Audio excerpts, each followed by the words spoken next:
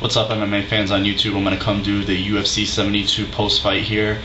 It was a pretty solid card. Got to see 6 fights. I'm gonna do the 5 predictions that I did make on my prediction video. So let's get right to it. First fight of the evening: Ed Herman against Scott Smith. Classic matchup. The grappler versus the striker.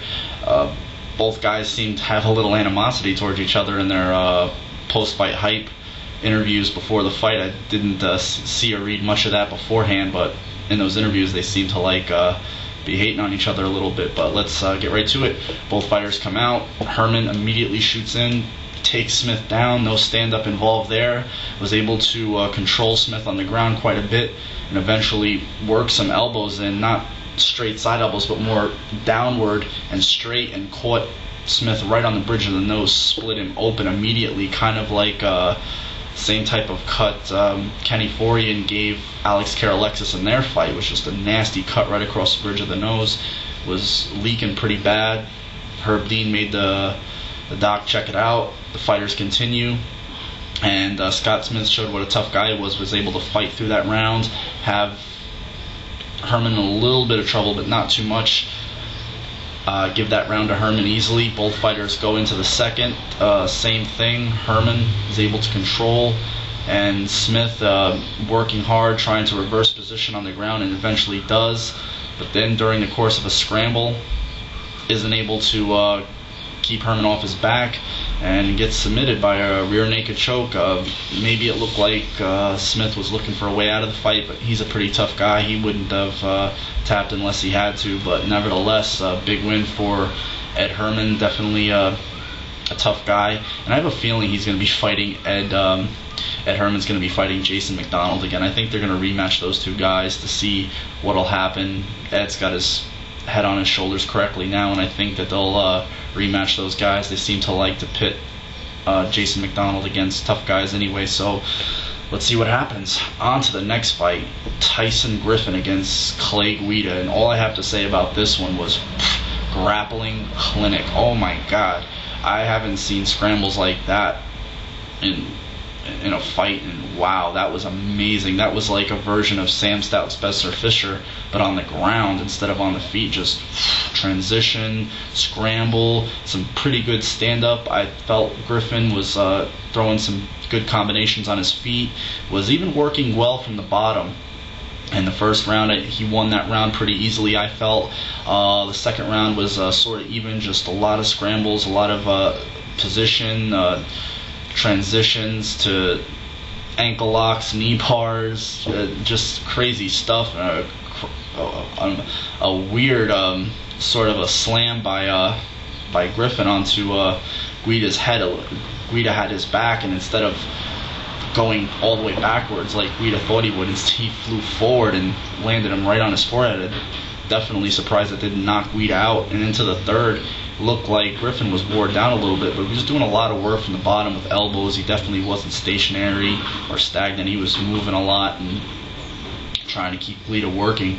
And the fight went to a decision, and it ended up being a split decision for Tyson Griffin. I think that second round was the deciding factor. Obviously, 2 judges gave it to Griffin, 1 judge gave it to Guida. I think Guida won the third definitely, and Griffin won the first. So, and Guida was definitely classy about it. Didn't whine or moan or complain. Who wins or loses a fight like that?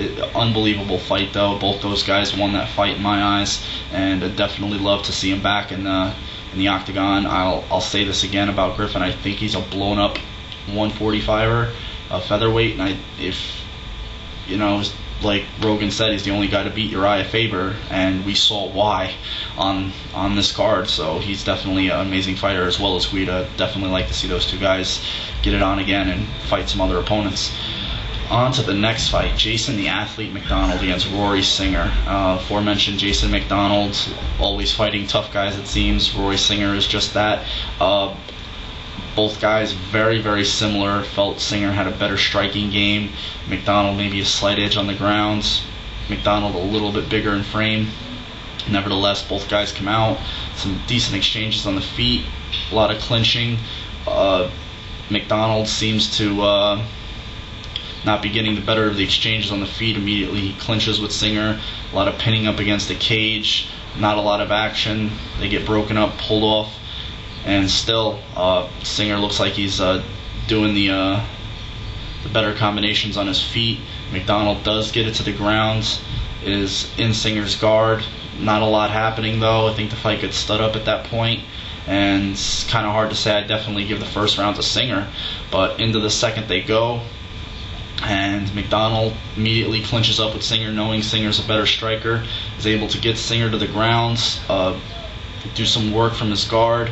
Eventually was able to pass his guard and start raining down some unanswered blows on Singer. I felt Singer was still coherent and definitely not rocked or hurt or cut or anything like that, but he was taking a lot of clean shots, and just don't want to see anything unnecessary happen. I don't think he was getting out of that mount position anytime soon, because he was kind of just stuck there, and McDonald was just wailing on him, and ref steps in, stops the fight. I thought McDonald would submit him, but he ends up grounding and pounding him. So big win for Jason McDonald, and I feel like I don't know, I just have a gut feeling he'll be fighting Ed Herman next. I just have that feeling. Now on to the co-main event. Forrest Griffin against Hector Sick Dog Ramirez, a training partner of James Sandman Irvin, guys like that, Quentin Rampage Jackson. Forrest Griffin, this kind of a must-win for him, coming off a loss to Keith Jardine, who just got knocked out by Houston Alexander. And Forrest looked really good. I don't think that it was boring at all. I think he fought a smart game plan. Rounds 1 through 3 was working up and down leg kicks, thigh, inside leg kicks to the inner calf, outside leg kicks. Good combinations on the feet, didn't get any unnecessary exchanges. Anytime Hector did shoot in and was able to scramble out of it and keep himself off the ground, I think he knew Hector was a good wrestler, maybe a bit better wrestler than him. That's why he was working the leg kick so much to keep his shot from being a factor late in the fight, and it definitely did that, because you heard Rogan pointed out, and even Hector couldn't feel his leg because of those leg kicks, and it was felt it would have been a 5-round fight. It would have been a Pedro Hizzo, Randy Couture situation. If any of you guys remember that fight, the leg kicks that Hizzo was hitting Couture with were just horrible to watch. After third and fourth round, it was just grisly. But Forrest looked really, really good. I was glad to see him come out. He did get cut. I thought that was going to play a factor, but it didn't get really opened up too much. He won all 3 rounds pretty clean. Hector seemed to be content to look for the one big bomb to try to knock Griffin out, but Griffin was, stayed true to his word. Didn't get into any brawling tactics, stayed to his game plan, reverted back to the second time he fought Stephan Bonner, and just stick and move in and out, leg kicks up and down, nice combinations, and get out. And I think that's it's a smart game plan for Forrest Griffin, and now he's going to be moving on. He's back up on the winning way. He's an entertaining guy to watch, and Hector Ramirez, we'll see what happens with him, but big win for Forrest Griffin, and sort of a must-win. Now, on to the main event, a precursor to who would get a shot at the middleweight championship, albeit maybe the winner, obviously the winner of Anderson Silva and Nate Marquardt.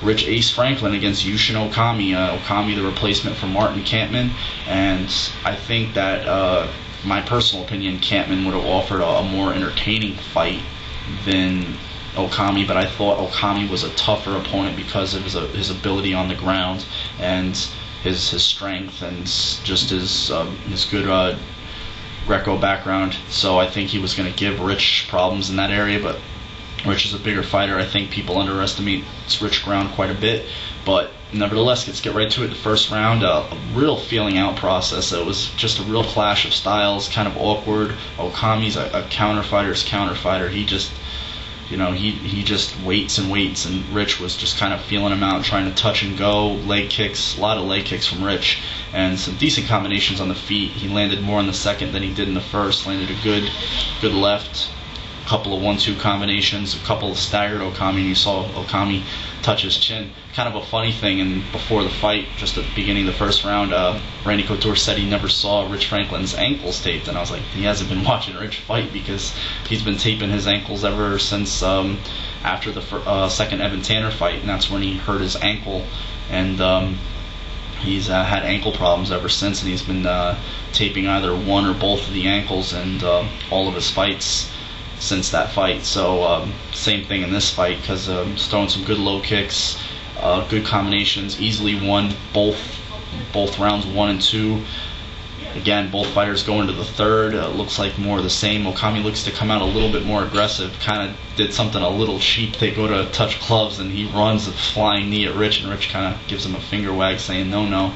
And they get into a clinch, scramble, leg trip by Okami. Looks like his best, definitely it is his best position of the whole fight, and looked like he had Rich in a bit of trouble. Rich did awesome job at tying Okami up, not letting him get any clean shots, was able to scramble out of it and try to keep his guard, gets back to his feet, and then during the course of trying to take Okami down and pin him up against the fence, Okami gets a Kimura and is able to lock that up pretty good. Had a lot of Rich Franklin fans out there sweating, I believe, and he had that locked up good. And when he rolled and Rich rolled in with him, I was like, oh man, I think he's going to submit Rich here. But Rich you got to give Rich a lot of credit for the heart he showed, and all the pre-fight talk about how strong Okami is and how good he is on the ground. He was able to survive a hell of a Kimura, because that thing was torqued. It was torqued, and he was in it for a good minute plus. So he was able to survive it. Just pound down on Okami a little bit. That's the only round I believe the judges gave Okami, and Rich wins a unanimous decision, 29-28, and he's going to be moving on to fight the winner of Nate Marquardt, Anderson Silva. That should be an awesome fight at UFC 73. After that, we get UFC 74 Respect, and got a lot of interesting things going on in the world of MMA. So probably going to do just an MMA news video somewhere in the near future to talk about that stuff. But nevertheless, I hope you guys enjoyed this segment. It was a pretty solid card. I felt like the card we got to see for free, or we saw for free on Spike TV just this past week, was better than this one that we had to pay $39.99 for. But I still love MMA. I'll pay to watch it any day of the week. Until then, you guys have a good one and enjoy the rest of your weekend.